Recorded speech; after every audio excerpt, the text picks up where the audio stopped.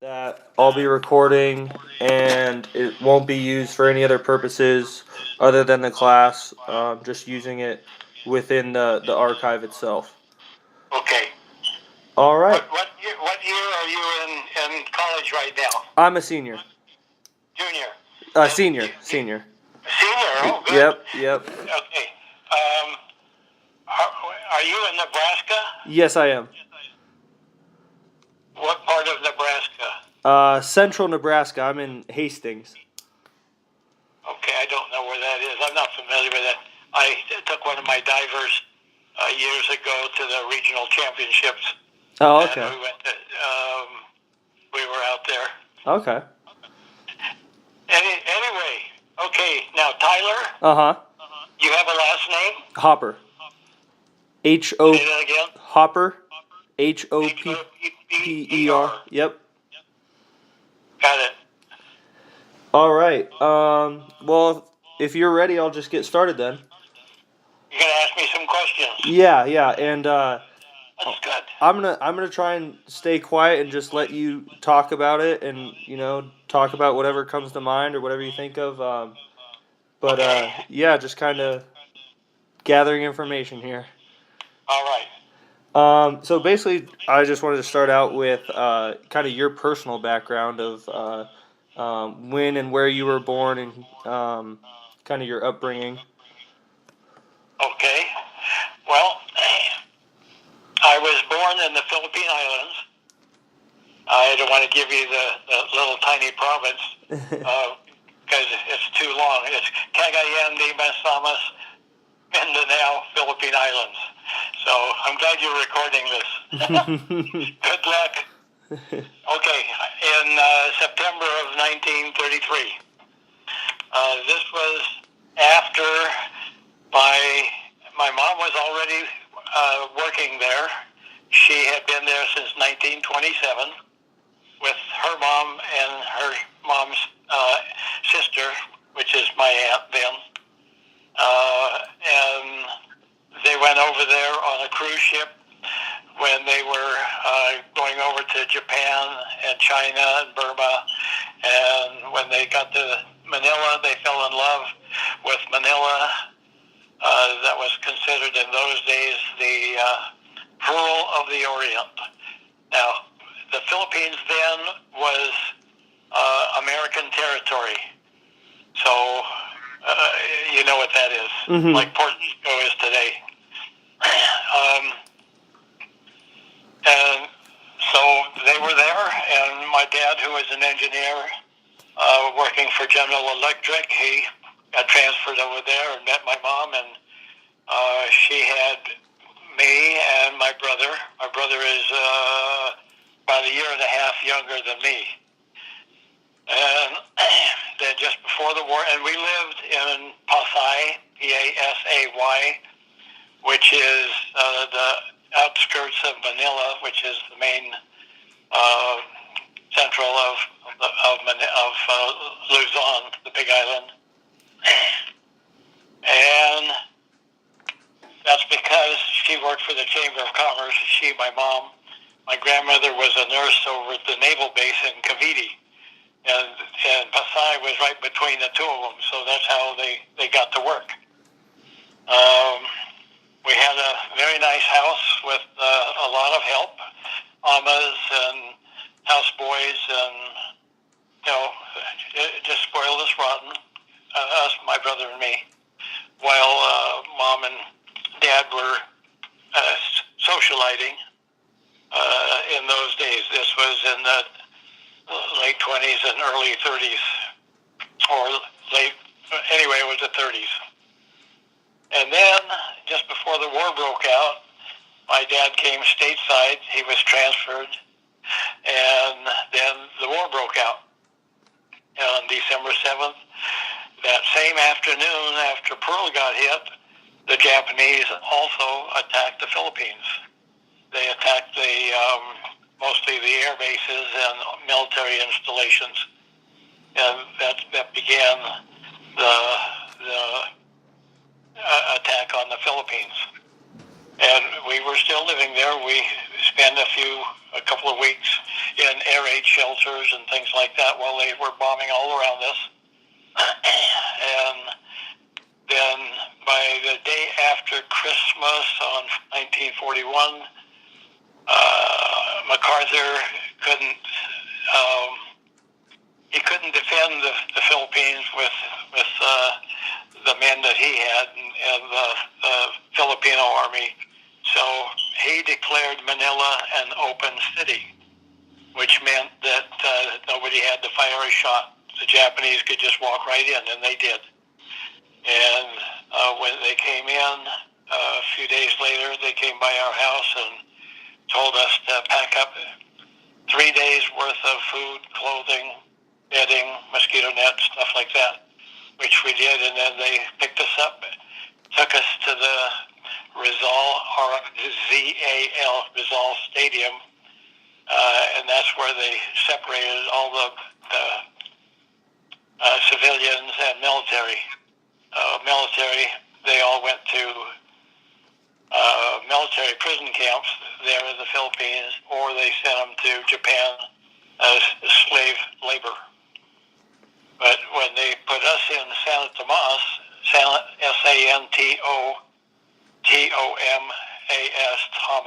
Tomas, that was an old Catholic university built in 1611 with no dormitory facilities. And that's where they put us. So for openers, it was about a 50-acre enclosure with a few buildings. They put all the women in one building, the main building, the oldest building, because there were more women than men. There were about 3,000 of us that they put in camp around the first part of January of 1942. All the women went in one building. All the elder men were on cots in the gymnasium, about 600 of them. And that's how everybody lived for 3 years and 1 month.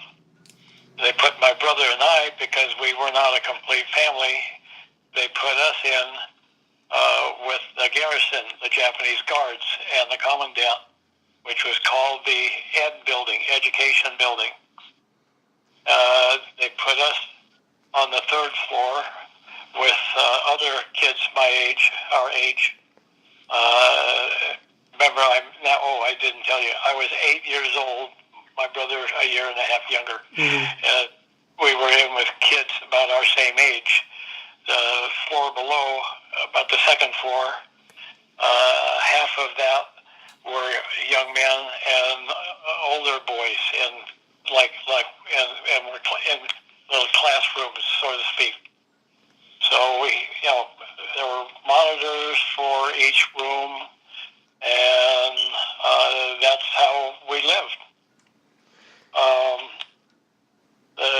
At first, the food was okay because we were living on the 3 days of food that we brought in, and then the Filipinos would come to the gate and bring food, and we had that, and most of that lasted the first 6 months, and until the Red Cross got organized and started bringing food in, and that's where we started having regular meals. And the meals were never, ever enough, ever. And the primary food that we had was called lugao, Lugao, which primarily is rice. And whatever you can eat with it is, good luck. The Japanese encouraged us to grow vegetable gardens, which right away we started to do. We meaning, when I say we, my brother and I at our ages were helping the adults in whatever they were doing. And primarily, as hot and as humid as it is there in the Philippines, sanitation is number one thing that you you really have to control because there's so many bugs and critters everywhere that doesn't make any difference where you are. That's the way it is. Um, let's see. When I'm trying to think here. During the day, we could be together as a family, but at night, we had to be in our respective buildings. And that was all 3 years. I never spent one night with my mom or my grandmother, or any of those. Both my brother and I. Only in the daytime between roll calls, and that was every day not except. And then they would have roll calls when they suspected that somebody left. Well, in the very beginning, when the Japanese put us in the San Tomas, they said, "We're putting you here for safekeeping." Within 1 month of them putting us in there, 3 men, Europeans, tried to escape, and they caught them, brought them back, got all of us to watch them, torture them before they shot them, before they eliminated them. So that was the beginning of us knowing that we're going to be there for a while, and that's when they added all the barbed wire and sentries and everything else. And no communications with the outside world for those 36, 37 months. None. What else? We had school in the seminary next door. That was the only time we could go over there, was on a Sunday morning. The chores that we had were, like I said, keeping everything clean and helping the adults, like pull weeds and stuff like that, keeping the vegetable gardens going. The problem with the vegetable gardens, the Philippines has what's called, they rained all the time for weeks, monsoons. Mm-hmm. Yep, and when it rains, it floods. So it floods out those vegetable gardens, and you just start over again. But whatever is in the ground, you eat with whatever lugao you have. We didn't have salt. We didn't have things like that, so we would get some fish heads, dry them out, and that was our salt.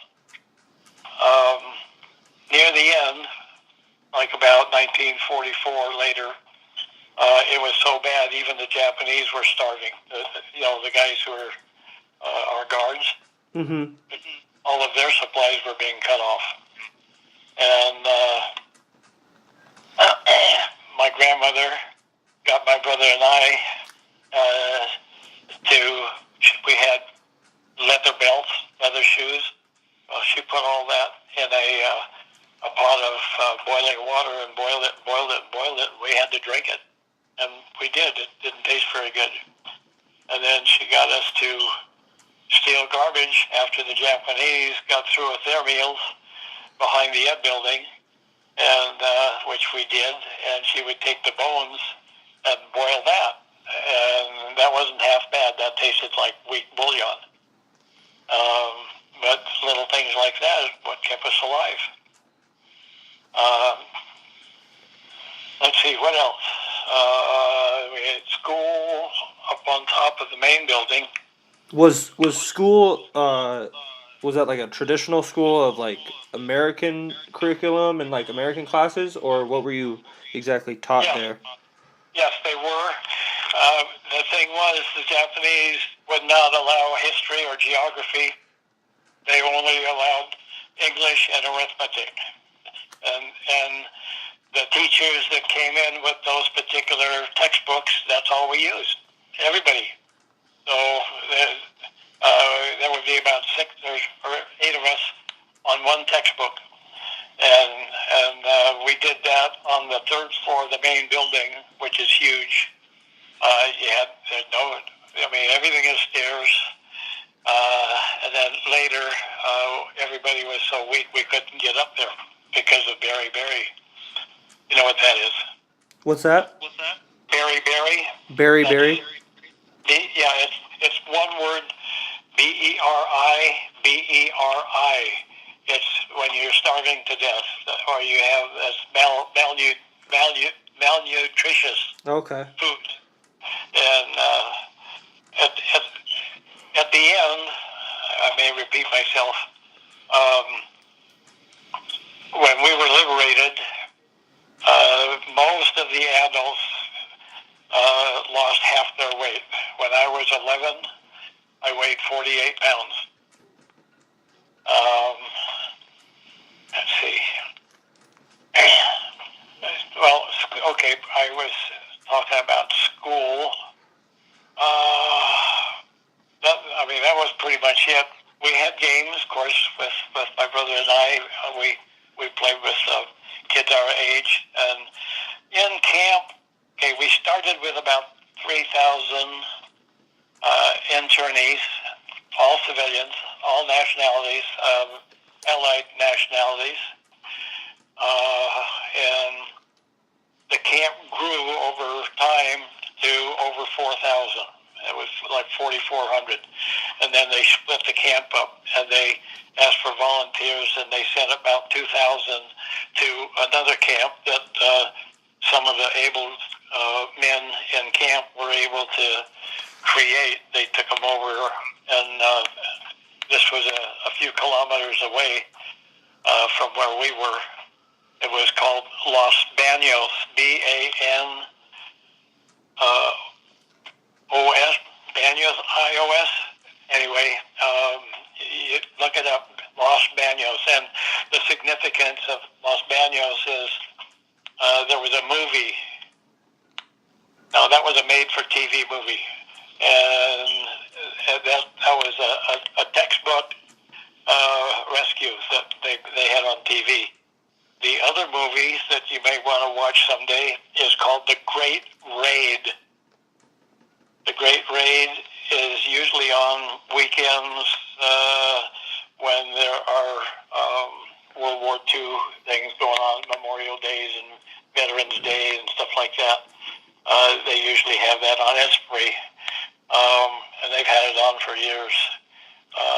That is the rescue of Cabanatuan. And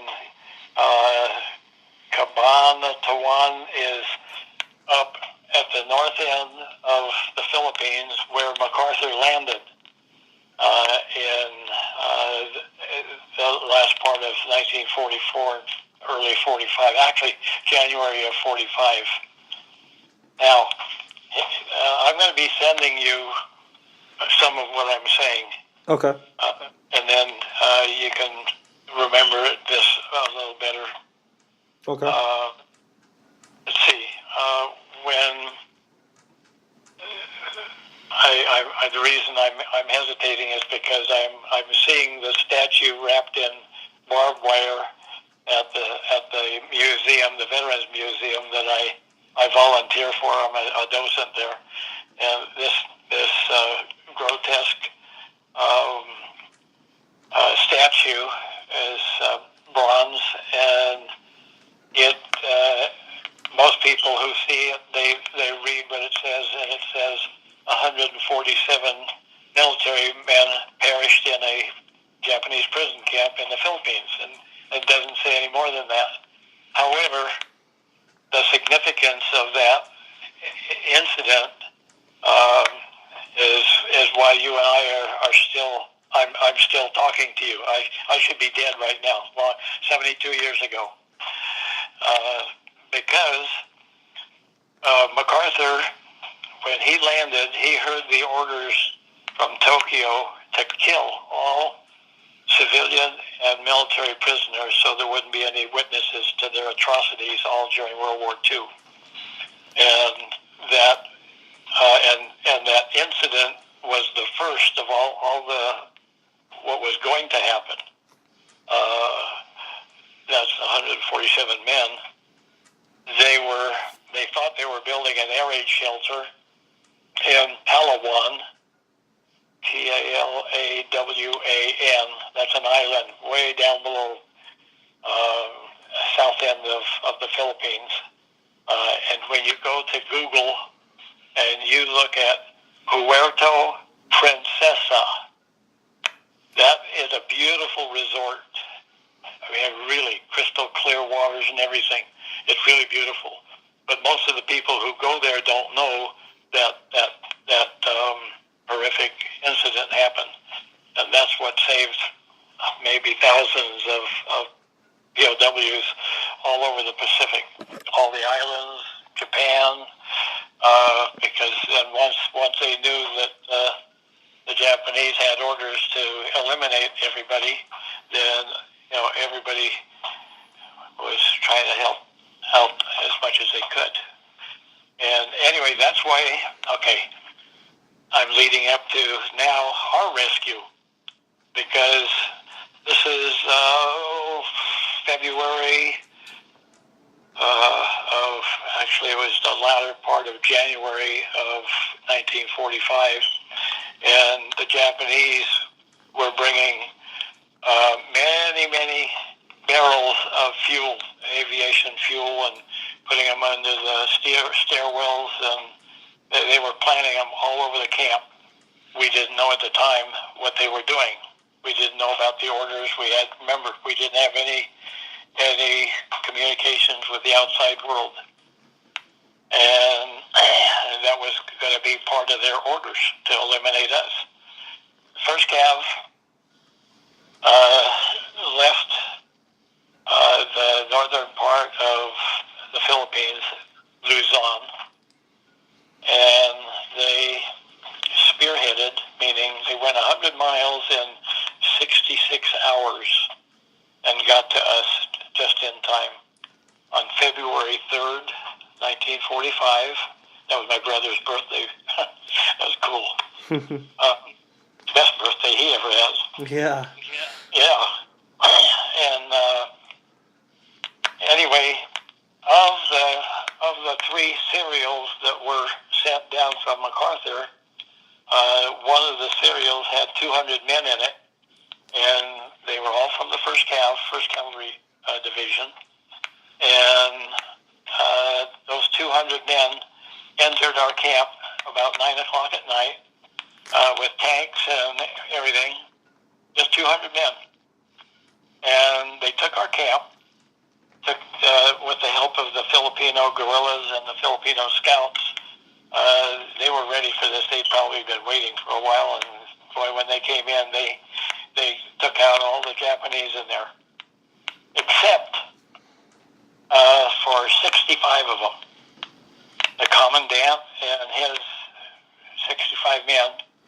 I told you earlier that in the Ed building, the education building, we were in there with the Japanese garrison. Mm-hmm. And so what they did, they moved us all up to the 3rd floor, and by the time things settled down around the camp, I forgot to tell you that this camp at that time was surrounded by about 20,000 Japanese army, and they didn't know 1st Cavalry was in camp with us. And if they had, they would have wiped us out in a heartbeat, all of us. But they didn't. So anyway, Colonel Hayashi, our commandant, and his men moved us all up to the 3rd floor and shot it out with the 1st Cav. 1st Cav returned the fire. This is 10 o'clock at night. Not knowing that we, my brother and I, and a couple hundred others, were still in the building. Actually, we were on the same floor. We were being held hostage, and I still remember the bullets coming up through the 50 calibers, taking out the ceiling over our head. I mean, it was so scary. I thought that was the end. We're talking, those, what do you call those things that every 4th bullet is lit up? Mm-hmm. The tracer rounds? Tracers, good man, thank you. I don't know why I get hung up on that. Anyway, tracers. And so the first a few minutes, they were shooting up at us until somebody yelled out, we were in there. And so they ceased fire, and we heard from the bullhorn on one of the tanks, get to the back of the room, lay down, and a few minutes later, all hell broke loose again. And it was horrible. And I was literally, praying. Then, I don't know how long. It seemed like a long time, but it probably wasn't. But it was, we heard the bullhorn saying, okay, you guys, nobody's going anywhere. We've got you surrounded. So, take a nap, and we'll do what we have to do tomorrow. So, which began the negotiations for a trade. The commandant wanted to go back to his front lines, fully packed, fully armed, and in exchange for the 220 of us. I mean, if you understand the mindset of the Japanese, they don't surrender at all. They do it for the emperor, and they don't want to be a slave, and a number of things.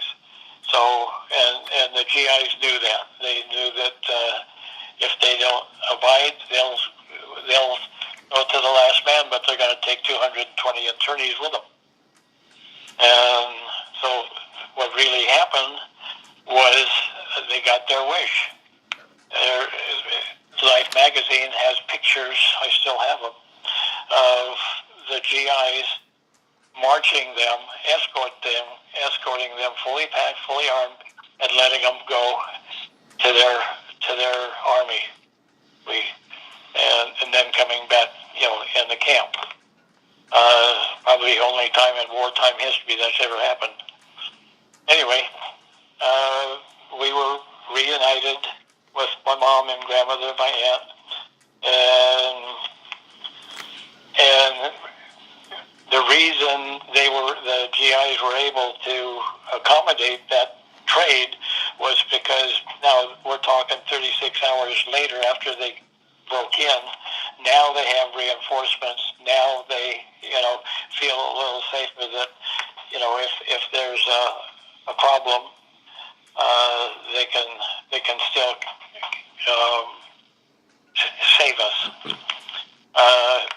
Now, at all this time, the rest of the armies, the 37th Infantry and the 1st Cav, they were moving from north to south, and at the same time, the Japanese were moving to the southeast, and as they were moving out, so to speak, they were retreating,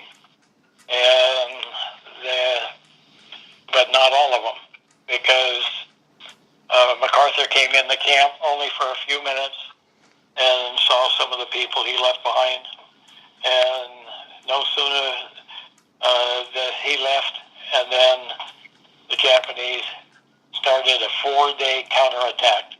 They shelled us and shelled us and shelled us and killed so many people. We're all free, but we can't go anywhere because there's snipers out there, and half the Japanese army is still out there. So 3,800 of us. That was what was left after the GIs chased the rest of the Japanese out. And okay so far.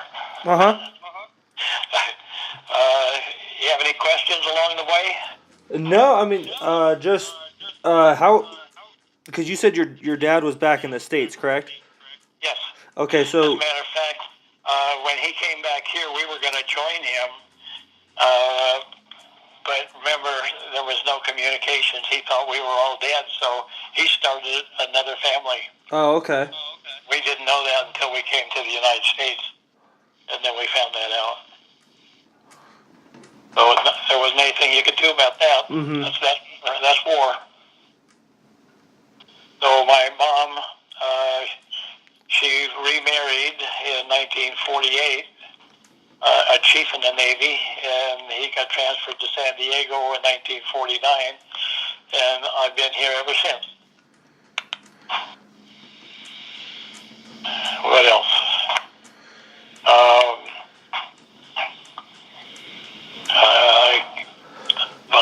my wife, I lost my favorite lady a year ago, last May, after 51 years.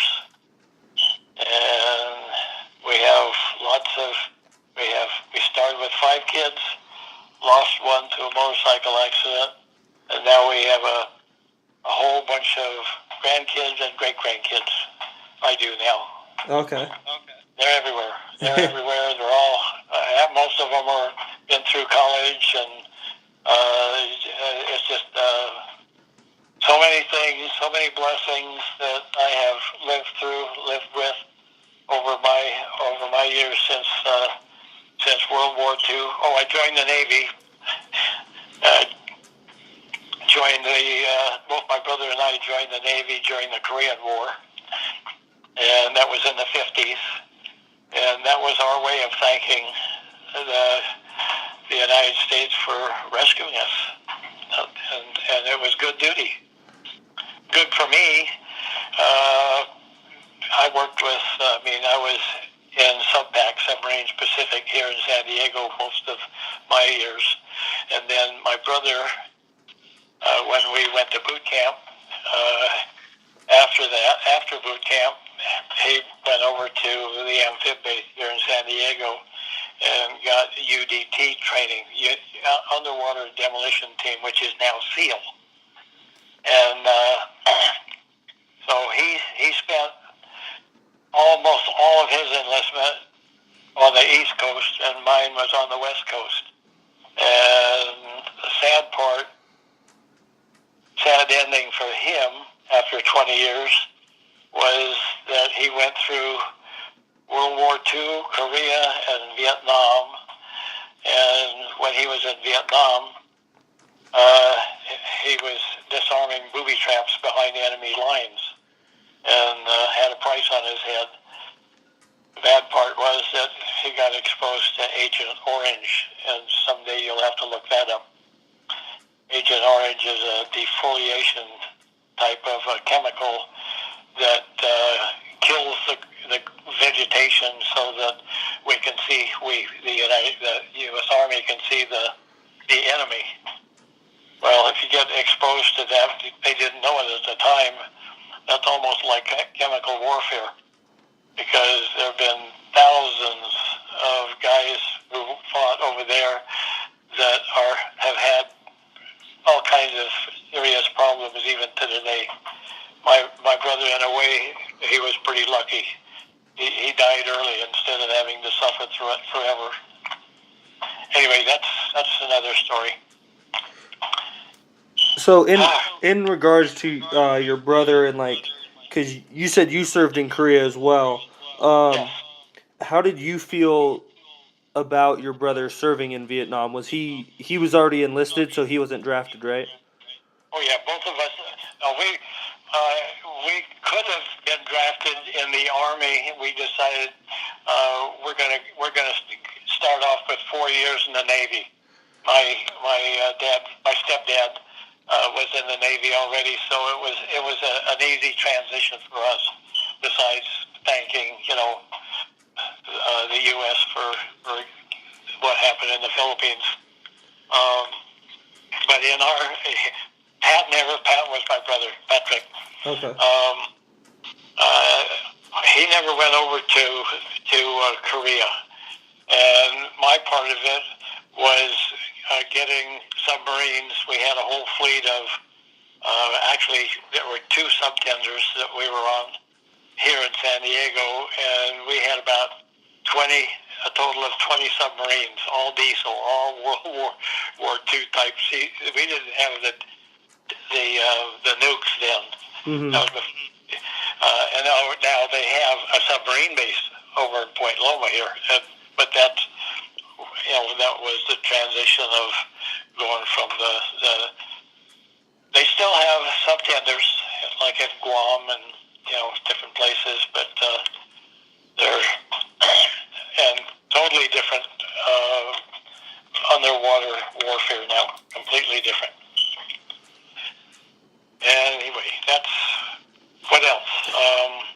So how did you feel about your brother going to Vietnam and serving in Vietnam?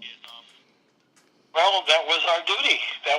We were in the service, and whatever, we didn't think anything of it. We were already in it, and if I had gone to Korea, it would have been the same thing. I never did, but I lucked out. But I knew I was doing my job, getting submarines ready to go and deploy, and by him, and now he started another family in Maryland, and he married Carol, and she had a couple of kids, and then they had a couple of kids. So I think we both kind of, I had 5, he had 4, and they had a bunch of kids. And of course, it was very, very sad. I went back there in Marbury, Maine, where what did I say, Maryland? No, Marbury, Maryland. Anyway, I was very, very sad about that. That he had.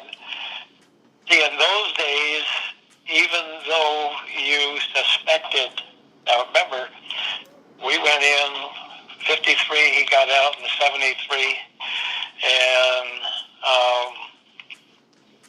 I mean, within 1 year, that Agent Orange took him, and most of that was in his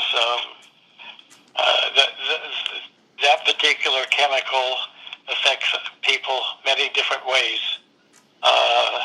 It's almost like having lupus, Lupus, which is a disease that doesn't allow the what's the word, your system to fight diseases. Immunity system? Exactly, thank you. Mm-hmm. The immune system. And that's pretty much what happens when you have the Agent Orange affecting different parts of your body. Some of them are really long-term. Some of them are still alive, and they still have effects. And now the government is starting to recognize, yep, I guess we did a bad thing. And so the VA is treating them. But, so many of them have died a long time ago, and the government never admitted that there was anything wrong for years. That's what's sad. And anyway, no, I didn't feel bad about my brother being in Vietnam. My Nancy and I have had a couple of our grandkids. One of them 8 years in the Marines with multiple tours of Iraq and Afghanistan. He came back alive. The newest one was in the Army with multiple tours for 2 years over there.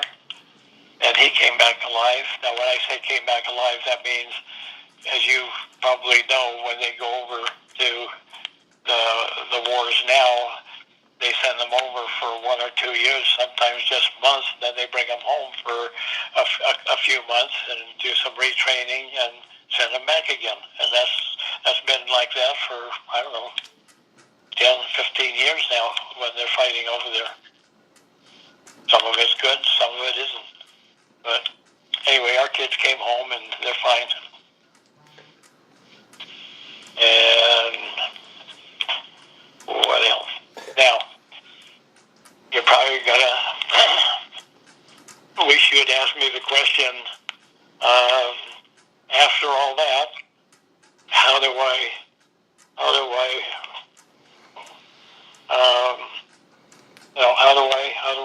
live with that? And I can tell you that when I was in the Navy, before I was in the Navy, I had a lot of hate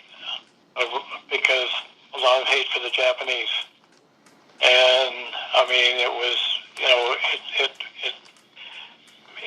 remember I was 11. My mother put us both in a private school up in Hayward, California, and to get our health and our school caught up, which worked beautifully. And then it gave her time to get a job in Vallejo, Vallejo. It looks like Vallejo.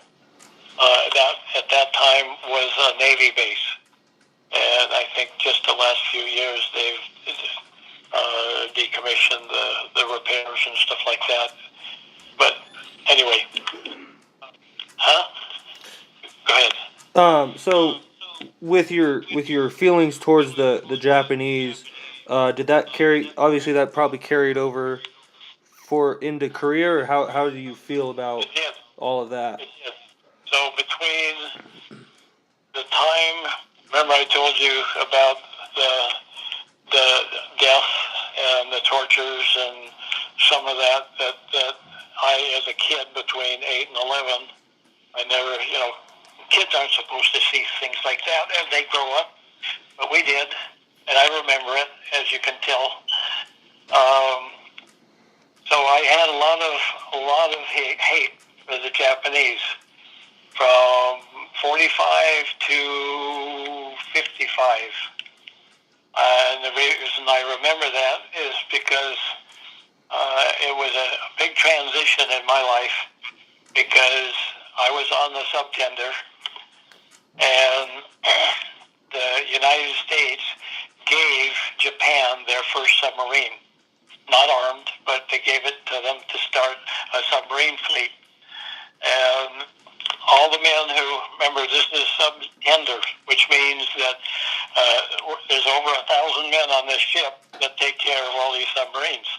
We arm them, we feed them, we pay them, we do everything for them. And even though they're all tied up alongside, we take care of them. Well, we did the same thing with the Japanese, who were going to start a new submarine fleet. And every single one of them, even the skipper, were ex-Japanese submariners who were on submarines that sank tons and tons and tons of our ships all during World War II. That bothered me. It really bothered me. The only one who wasn't a World War II veteran was the interpreter, a young man who was between the Japanese and us. But we fed him, we trained him, we did everything for him. But for some reason, I saw through this,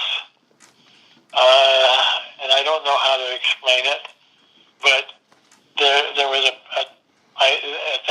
at that point, I forgave them. I forgave the Japanese for what they did. I understood. Luckily, it's called.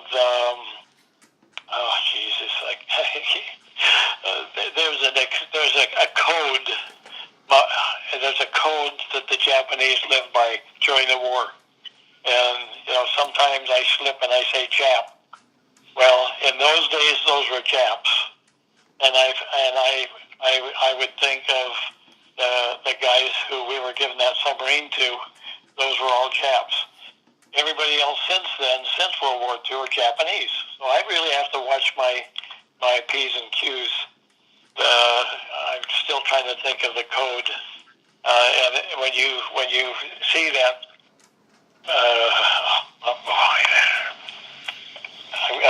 I'm thinking of a Tagalog word, and it's not. It's a Japanese word. So if you look up that code, you'll understand. Now this code, relates back to the war before World War II, the Japanese and the Chinese War. And while I'm there, I'm going to mention the rape of Nanking, when the Japanese killed thousands and thousands, over 100,000 civilians. Okay, that was their war. Okay, a few years later, most of those Bushido That's it, Bushido. Mm-hmm. Yeah. Um, this is a lot of those hardened Japanese were from the prior war, and they were now in this war.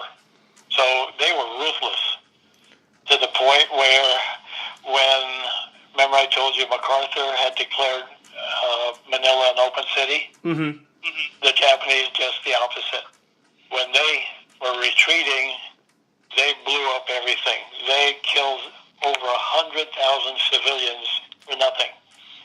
And most of them, they didn't even use bullets. They just impaled them. They put them all into churches or buildings and set them on fire. It was a rampage.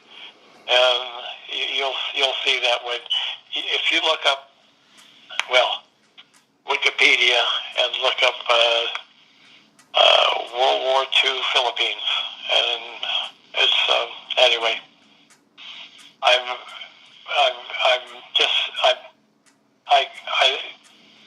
relate my mind to those conditions at sometimes, and I just appreciate life more than you know because of what we endured at that time. And at one point,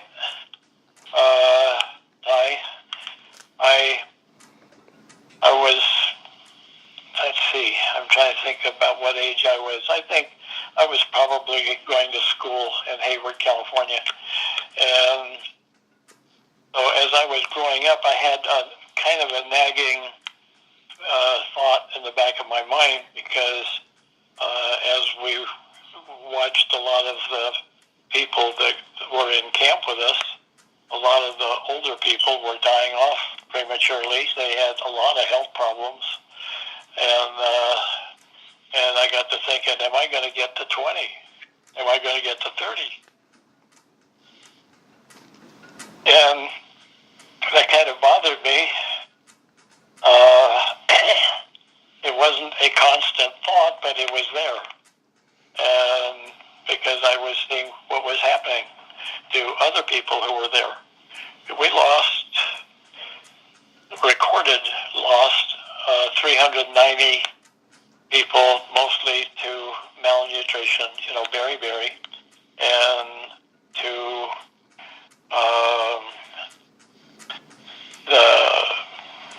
the shelling at the end there. It was horrible. And we were running, and we were like scared animals, because you could hear those shells coming in. You knew what was going out, but when you knew what was coming in, then you ran and you tried to hide. And these were shellings that were point blank, because most of them were mortars that were nearby within a mile or two.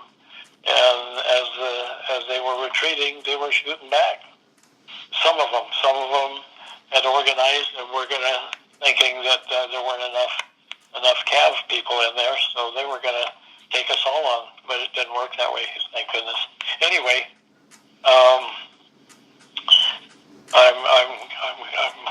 repeating myself a little bit here, and I'm sorry. No, you're good. You're good. I like everything you're saying. It gives me good insight into all this. Okay. Well, there's a lot. There's breeds.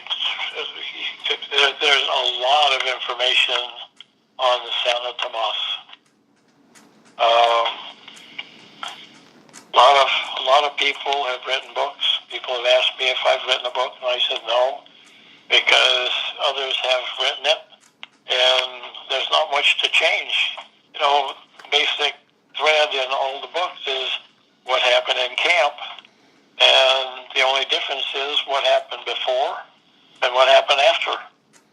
That's the only difference in the books that they write. So, I can't change too much there or add anything to it. So there are a lot of things that we did in camp, and we had entertainment. We had, meaning entertainment, if you want to call it that. We would, at the end of the day, when it was cooler, we have siesta almost every day from like 1 to 3, the hottest part of the day. Everybody took time out, whatever you were doing.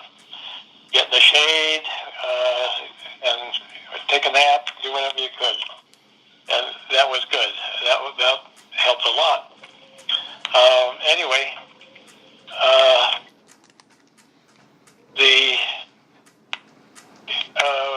where was I going with that? The entertainment was in the form of like puppet shows and dance things, and it would allow us movies to watch, black and white movies, but almost all of them were Japanese propaganda movies showing how they were taking over the Pacific Islands and what they were doing. And we didn't know any different. I mean, what we watched, we didn't want to believe, and then we found out later that almost all of it was propaganda. And I do remember one movie, a black and white movie. Have you ever heard of a young group of boys, always in trouble, but they were kind of humorous because they were, Was it the Little Rascals? That's part of it, yeah. Mm-hmm. But they weren't. I mean, they were like that, but they weren't that young. They Mm-hmm. were like the Rascals. They were. There was another group, and I really believe that that's the way it was. I mean, I had anxiety when I came to the United States because I didn't have a clue. I'd never been here before, and I'm 11 years old, and all this is new. When I went to school here, after the 2 years, I flunked my high school. I mean, my junior high school, and had to take it over again, and because I'd never been in a public school before. Anyway, but all of that was good. I mean, I never minded that because I still feel at 84 years old, I still feel like I'm learning. I'm always learning something new, and I look forward to that. It's good. Oh, I know what I had my mind on something else. One of the things that I've looked back at, when you see handicapped people, if they've lost their limbs or they're mentally have a problem, but you notice how they overcome that. Okay, they're overcoming a weakness. That weakness becomes a strength, and I think that has happened to me. Because of what happened, that negative part of my life, it's something that I don't dwell on, but I know, that may have happened. And so all the jobs I've ever had, there aren't very many. The Navy was 4 years, then aerospace for 13 years, and then 25 years with the city of Coronado here.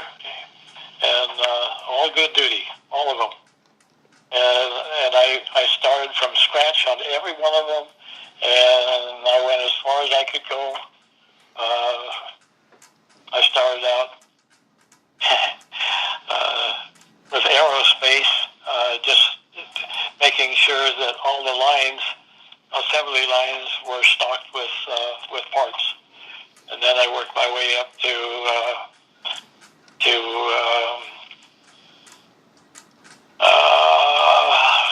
I'm thinking about 3 different jobs I had. Oh, and all my college was at night. Everywhere I worked, I would go to school and get a degree, and at night, never had one day time in a college. I graduated from San Diego State and San Diego Southwestern which is lower division, and San Diego City College, that was lower division. So all of that's been at night, and I've been busy. Besides, I haven't told you my hobby yet. That's over 50 years of coaching springboard diving. Oh, really? Oh, yeah, and I competed in it, World Masters games, 4 of them. I've been busy. Yeah. And no, I don't mind. That's why I'm still vertical. I use a lot of starch.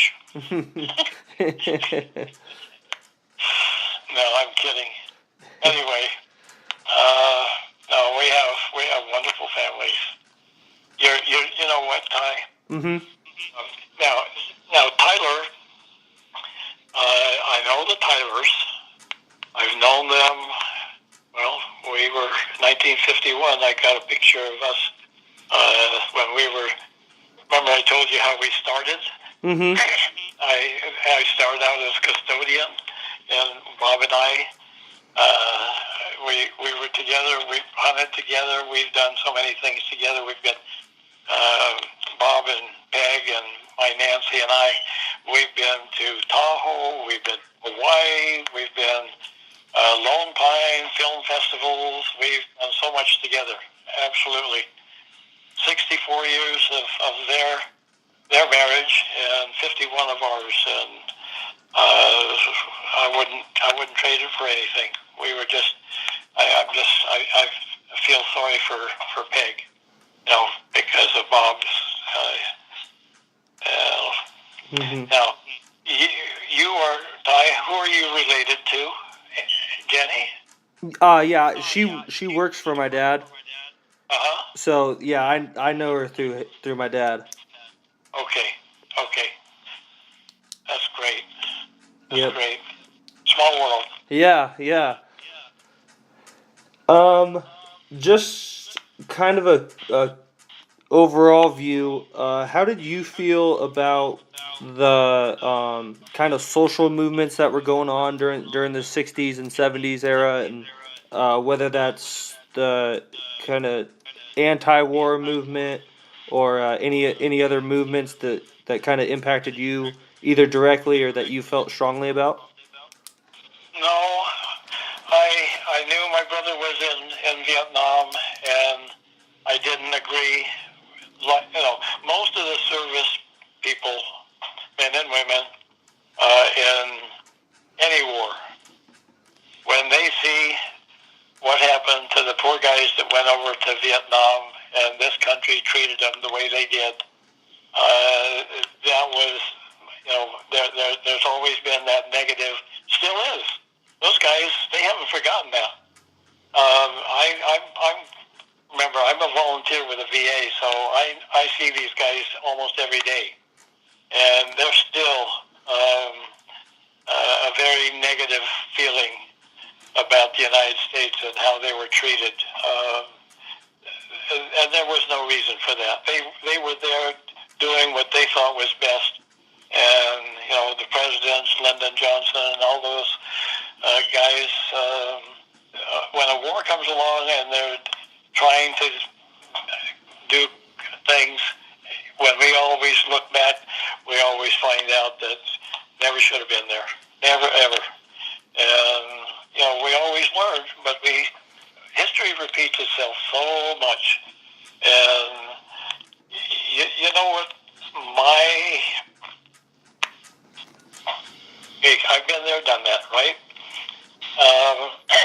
My feelings is, and I pray for it, is that some administration, some way, that includes all the guys that are on Capitol Hill, can look back at World War II, see what happened on the homeland, see how everybody, the majority of everybody in this country, they rationed everything.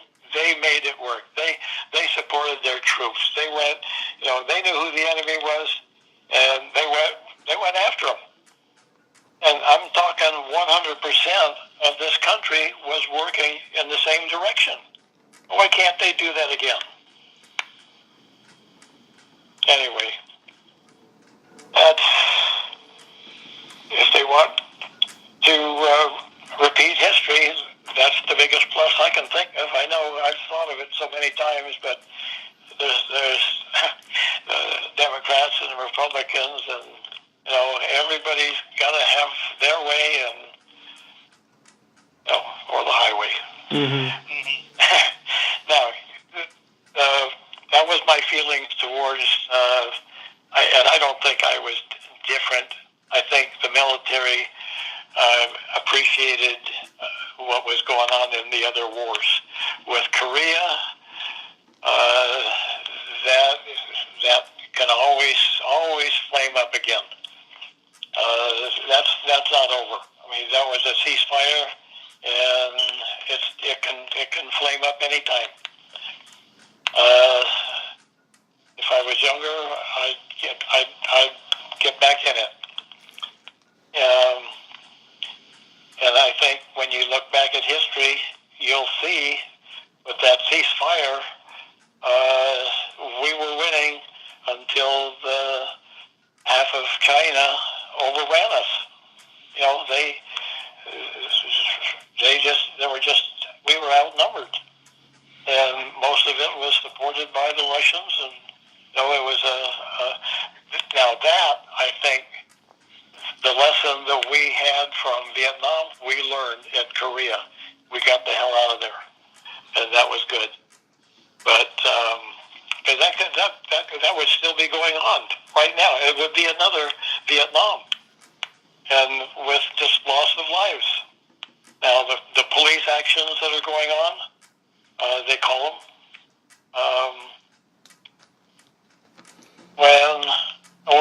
One good thing that people have to look back at how, I mean, we go way back. You talk about wars, and I'm at a museum, a veterans museum, so I know all the wars. And when you look back at history, almost all of them, I'd say recent, after the Spaniards did their thing, before World War II, even before that, every place we went, that we fought in, very few did we ever take over that country. We could have, but we got them started up again. We helped them get back. I mean, look at the enemies, Japan and Europe. They are now our allies, and yet, we don't look at the waste that happened. People still don't believe that 6 million Jews died. I was back there and saw some of that. That was one of our trips when I was competing. We went back there and saw some of those exterminating camps, and they were horrible. Anyway, okay. Did I answer part of your question? Yeah. Good. What else? My wife and I met in 1964 in Las Vegas. I always call her my showgirl because she was working for the Bank of Nevada and this other lady, and she were out.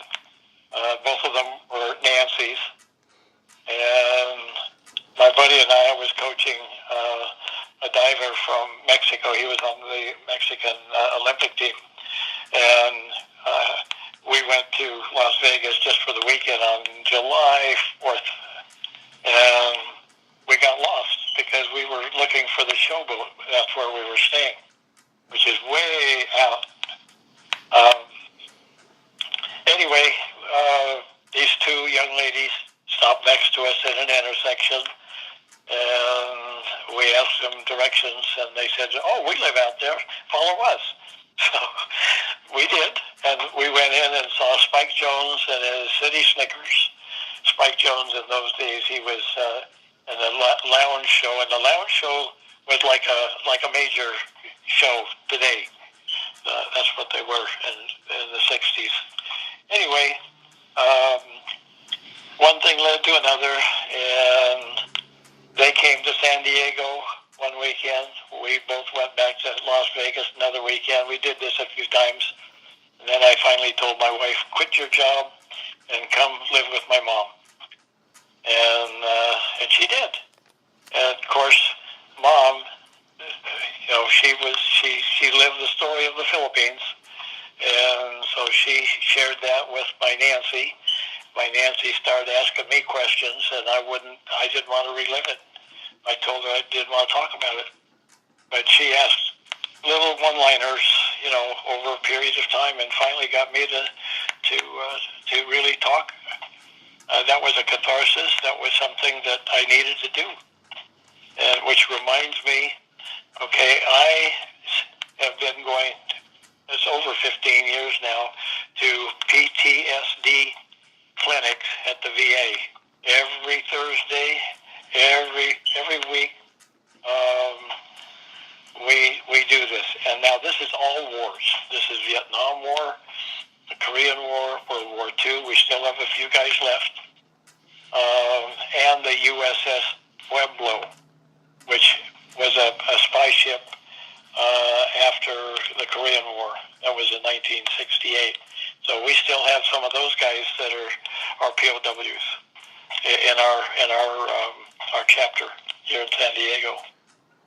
So all of that, when I say catharsis or release or being that's really what it's all about. And that's why I'm sharing this with you.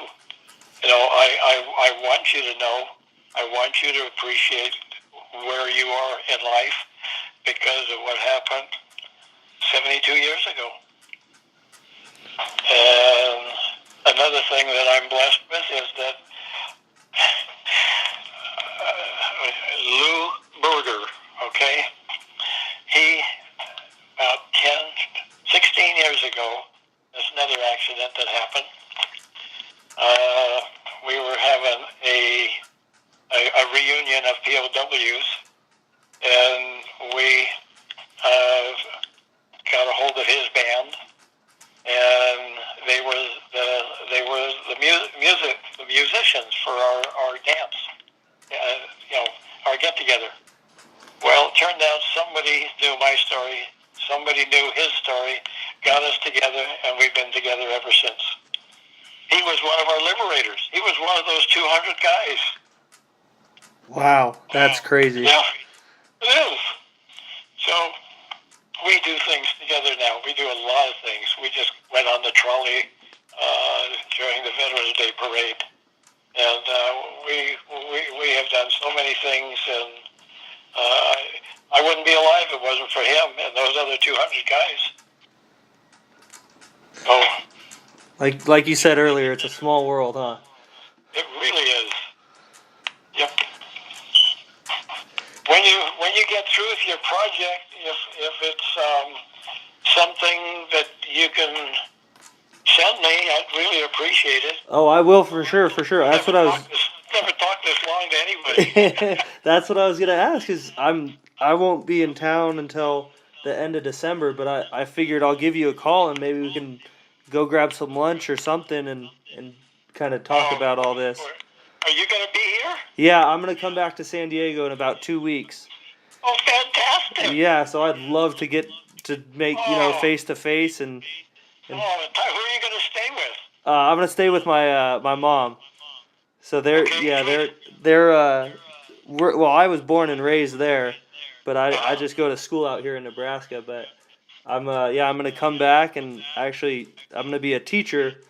So I'm going to student teach up in Santa Maria. Santa Maria, that's off of, I've been through there. Interstate 1 or 101? Yeah, and it's in between, it's right north of Santa Barbara. Right. Oh, yeah, that's beautiful town. That's beautiful country up there. Yeah, so I'm going to... Santa Barbara, all of that. Uh-huh. Yes. Wow. Awesome. No, Okay. When you send me your email saying anything, Mm-hmm. and testing to make sure we got our email right, Yeah. I will email you this little story. And I haven't read anything. I'm just doing this off of my mind. Mm-hmm. So, but I do have a couple of things, and I'm going to mention if I don't. I want you to know that we have a website for our POWs. Okay, yeah. And that is very simple. SD, like San Diego, Mm-hmm. POWs.org. That's it. SDPOW.org. Okay. So when you go to that, you'll see my name. Click on me, and I have a very short bio. And this other thing I'm going to send you is going to be called Tom Spear Crosby, because when I was born a Spear, Speir. And then the Crosby comes from when I adopted my stepdad's last name. And that was after Mom remarried after the war. So when you see that, it's just a couple pages, and it really kind of summarizes a lot. Anyway, you got your hands full. Hey, I really enjoy this. But you know what? Okay, Ty. Mm-hmm. If you don't mind, is it Ty or Tyler? It doesn't matter. I'm fine with either one. Okay. Do you know what you're going to teach? History. Oh, Yep. So this is. You got a head start. Yeah, this is super exciting for me. Oh, that's wonderful. Oh, I want to meet you. I do too. I want to meet you too. Well, anything else I can help you with right now? Maybe just one quick thing. You Sure. mentioned how you wanted me to know and your story and all that, and how it kind of took you a little bit to open up. When were you okay with sharing your story, and like how did you feel about it? Because I know you said you were a little reserved about it. Yes, it was, and that. My wife is the one who opened the door, because I didn't want to relive any of that, because it was too fresh. I mean, the one thing that we share in our meetings is that we talk about the war, and that's the release. That's why PTSD is so important. That and people, we're kind of mentors, so to speak, to people who are suicidal. Veterans who have come back, and there's so much in the veteran community that guys have no outlets. They have no one to talk to, and it's like an AA meeting. AA people who have alcohol problems, when they talk about their problems, they don't want to talk to you and me. They want to talk to people who understand, who've been there and done it, right? Mm-hmm. And same thing with the veterans. A lot of veterans, I ask people that come to the Veterans Museum, has your dad or your grandpa, or have they shared some of this with you? And they'd say, no, he wouldn't talk about it, which is sad. I don't care how bad it is. Some of it is really bad. I mean, these guys, the common thing that all of us remember, if you've ever been around a dead body, you will never forget it. Never, ever. You can smell it before you get there. You can smell the stench of a dead body. And when I was in the Red Cross and water safety and stuff like that, and I volunteered to go with like an ambulance, or I would, and there was a death scene. I could smell it, and that took me right back to the Philippines right now, because when we were being shelled, I'd be sharing his K rations 1 minute, shelling, one of the shells would hit probably 20 minutes later, and I'd see that guy on a stretcher all bloated and dead, and being put in a makeshift room with a whole bunch of other bodies, and I mean, you could smell it all over the place. But other people, and I don't mean to tell you all this, but that's one of the things that I when I watch fireworks, I've kind of tuned out. I'm watching it. I appreciate the explosions and the little bangs, But when it gets to the big bangs at the very end, it takes me right back, because there at the end of the war, I mean, it was a shootout. I mean, we were in the middle of them exchanging shots, whether they were simple 30 caliber shots to 20s or 50s, and then when I got in the Navy, I got to shoot the bigger ones on the ship, but mostly at targets, not at the enemy. And that was good, though. I mean, that was the only time I really felt comfortable about what was happening, but a lot of it took me back to the Philippines. It still does. Anyway, you never forget it. You never forget it. But it doesn't, I'm kind of used to it. It doesn't, when I have a flashback, the flashback isn't anything permanent. It isn't anything that affects what I'm doing. It's an instant flashback, and then whatever I'm doing, I blend back into it, whatever it is. So, but you never forget. You'll never forget it. But I've really been blessed. I know that Jesus is in my heart. Oh, I'm glad we're talking about this, because I've never talked about this before. But in my mind, when I am telling my story to a Christian group, I'm starting to organize myself. I have 3 things that I start off with. It's called hope, faith, and prayer.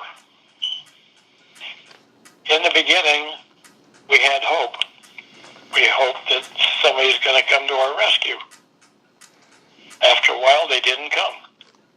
So luckily, my brother and I had Sunday school, and we were able to understand a little bit about Christianity. We didn't really know, but we, got a start.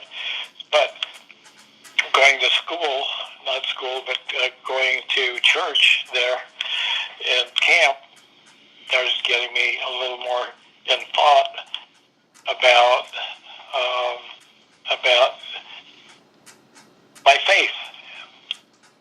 Now, you and I and everybody else on earth, whether we like it or not, we talk to each other. Okay, me, myself, and I, we're the busiest minds in the world, and it's, now in camp we had a lot to think about. We were always curious, always wondering what it's like outside. Just you can't even believe what your mind is on. So my mind was thinking that maybe I'm talking to Jesus. Maybe I'm talking. That became my faith, because I was never alone. And then which was a good feeling. Then later, when we were in the crossfire, that was faith. I mean, that was prayer. That was prayer. Anyway, you're next. Anyway, I know I sound a little weird, but No, you're good. Like I said, I can't thank you enough for this opportunity, and I really can't wait to meet you in person. thank you, Tyler. I really appreciate you're a blessing because of not only who you are, but why you're doing what you're doing, and I feel really good that you're listening to something that you never heard before. And when you start thinking about history, the history that all of us who've been there and done that, we know that you don't have control over what's in your textbook. Now, one thing I could ask you to do is when you're in your class and you get to the point where you're talking history of wars, you can assign students to do certain things to, look at wars. I mean, there's so many wars that, I just shared all that with you. And, but in history, my goodness, there's so much in history that you can't just take on the wars. But this generation and future generations, and that's where you're going to be, because I feel sorry for the kids, my kids. I feel sorry for the young ones that have to go through the things that, the modern world is what it is, and nobody's ever going to keep up with it. I don't have a smartphone. I have a regular cell phone with no apps on it. I love it.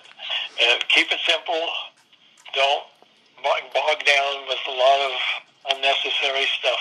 Only keep the stuff that you really need. Now, I'm not saying that the smartphones aren't good, because they are good. That's like, having a little computer in your pocket. And that's good. So, but the kids today, all of you, are really challenged. You really are. So history is extremely important to the future. If you don't know history, you don't have a future. You really don't. If you don't understand that, so you don't have an appreciation. Because the history is what made where we are. Yep, exactly. Yep. Okay, Tyler, gotta go. Yep. I'm thinking about having lunch. Okay, I'll email you right now, and whenever you can get to it, that'd be perfect. Take your time. Yeah, and thank you so much. I really can't thank you enough for this opportunity. I mean, I'm ecstatic about writing this, and then getting to meet you is just blowing my mind. Do you have what's called OCR? What is that? It's old, but it's taking voice and voice converts it to text. If you can find that, that's a big shortcut. Then you can go in and edit it. Okay. Anyway, thank you for this opportunity to do all this, and I really appreciate you. Thank you. Thank you. You take good care and have a great week. You too. Okay. Bye-bye. All right. End interview.